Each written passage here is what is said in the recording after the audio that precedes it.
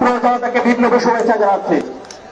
আমরা হিন্দু, মুসলিম, খ্রিস্টান, বৌদ্ধ, পাহাড়ি, চাকমা, মারমা, ত্রিপুরা, রাখন সহ বাংলাদেশের সকল সম্প্রদায়কে নিয়ে একতার বাংলাদেশ করতে চাই। আমরা পারবো তো?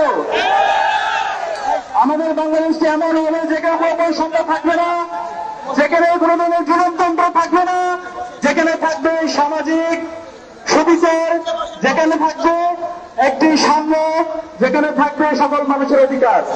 আমরা সেই লক্ষ্যকে সামনে রেখে বৈষম্য বিরোধী ছাত্র আন্দোলন কাজ করে যাচ্ছি। প্রিয় ছাত্র জনতা, আপনারা জানেন ফ্যাসিবাদী হাসিনা পালানোর পরও এখনো ষড়যন্ত্র চালিয়ে যাচ্ছে। আমাদের সংখ্যালঘু ভাই বোনদেরকে ট্রাম্প কার্ড হিসেবে ব্যবহার করে সে বিভিন্ন ধরনের ষড়যন্ত্র চালাচ্ছে। আমরা আমাদের সংখ্যালঘু ভাই বোনদেরকে অনেক বেশি ধন্যবাদ জানাচ্ছি।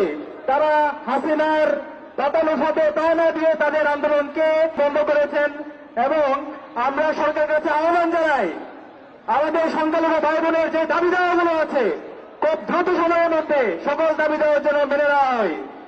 প্রিয় সংগ্রামী জনতা, আপনারা জানেন ফ্যাসিবাদী হাসিনা জুডিশিয়াল কোয়ের মাধ্যমে আমাদের এই সরকারকে অবৈধ ঘোষণা করতে চেয়েছিল, কিন্তু সে ব্যর্থ হয়েছে।